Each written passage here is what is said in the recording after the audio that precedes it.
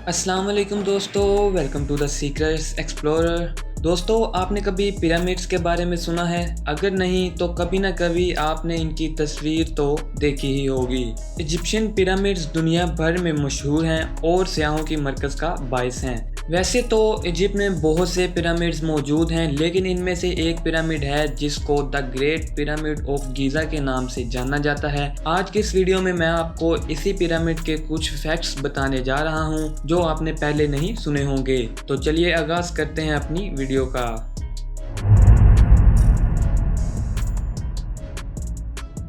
दोस्तों, the great pyramid of Giza ना सिर्फ इजिप्ट बल्कि दुनिया का सबसे पुराना, बड़ा और टॉलेस्ट पिरामिड है। आज हजारों साल बाद भी ये अपनी जगह पर सही सलामत खड़ा हुआ है। सिर्फ इतना ही नहीं दोस्तों, द पिरामिड ऑफ गीज़ा दुनिया के पहले एंशियंट वंडर्स में से एक है जो कि अभी तक अपनी जगह पर खड़ा हुआ है। दोस्तों, इस पिरामिड को एक इजिप्शियन खूफू ने बनवाया था। यही वजह है कि इसको अखित खूफू के नाम से भी जाना जाता है। दोस्तों, इसकी कंस्ट्रक्शन का काम आज से तकरीबन 4500 साल पहले 2547 BCE में शुरू हुआ था। इस पिरामिड की बेस की लंबाई 230 मीटर है, मतलब कि इसकी बेस का टोटल एरिया 13 एकड़ तक फैला हुआ है। आसान अल्फाज में कहा जाए तो इस पिरामिड के अंदर एक नहीं, दो नहीं, बल्कि 8 से 9 फुटबॉल फील्ड्स आसानी से बनाई जा सकती हैं। और इस पिरामिड का total volume 2.6 million cubic metres है।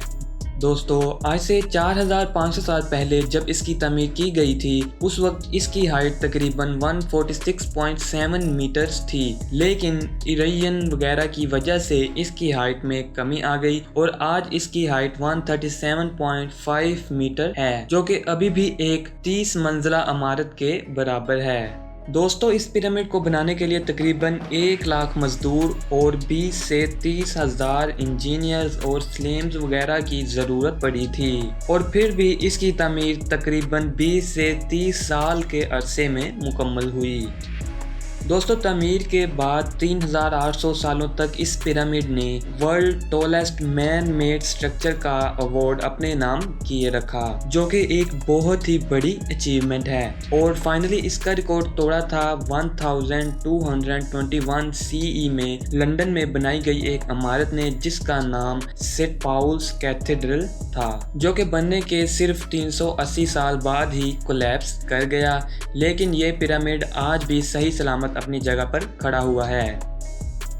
इसके बाद दोस्तों, एक अमेजिंग फैक्ट ये भी है कि इस पिरामिड को बनाने के लिए तकरीबन 23 लाख पत्थर यूज किए गए थे और हर पत्थर 2 से 15 टन वजनी था। दोस्तों, इस पिरामिड के अंदर 3 चैम्बर्स मौजूद हैं, जिनको the queen chamber, the king chamber and the great gallery के नाम से जाना जाता है। और दोस्तों, इन चैम्बर्स को बनाने के लिए ग्रेनाइट स्टोन्स यूज किए गए थे, जो कि बहुत ही ज़्यादा हैवी और मजबूत थे। दोस्तों, इस पिरामिड को बनाने के बाद इसके ऊपर लाइमस्टोन्स, जो कि पत्थरों की एक किस्म है, उसकी एक लेयर बनाई गई थी, जो कि रात के वक्त हल्की हल्की शाइन देते थे और एक बहुत ही खूबसूरत मंजर पैदा करते थे। लेकिन जैसे जैसे साल गुजरते गए, कई हुक्मरानों और बादशाहों ने इन लाइमस्टोन्स को उतार लिया और अपनी इमारतों में तमीर करना शुरू कर दिया। दोस्तों, 23 लाख सादा पत्थर, जिनमें से हर एक का वजन 2 से 15 टन था, plus granite stones plus limestones, इन सब स्टोन्स की वजह से इस पिरामिड का वेट 6.5 मिलियन टन्स है। जबकि अगर बुर्ज खलीफा की बात की जाए, जो कि वर्ल्ड टॉलेस्ट बिल्डिंग है, उसका टोटल वेट 5 लाख टन है। आसान अल्फाज में द पिरामिड ऑफ गीज़ा का टोटल वेट 12 बुर्ज खलीफा के वेट से भी ज़्यादा है। इसके बाद दोस्तों, आपको इन तस्वीरों और वीडियो से लग रहा होगा कि इसकी 4 साइड्स हैं, लेकिन 1940 में ब्रिटिश एयरफोर्स पायलट, जिनका नाम पी ग्रूव्स था, जब वो इस पिरामिड के ऊपर से गुजरे तो उन्होंने ये डिस्कवरी दी कि इस पिरामिड की 4 नहीं बल्कि 8 साइड्स हैं। जी हाँ दोस्तों, आपने बिल्कुल ठीक सुना, इसकी 8 साइड्स हैं। दरअसल दोस्तों, जो 4 मेन साइड्स हैं, इनमें से हर एक साइड सेंटर से स्प्लिट करती हुई टॉप तक जाती है, जिसकी वजह से इसकी टोटल साइड्स 8 ही बनती हैं।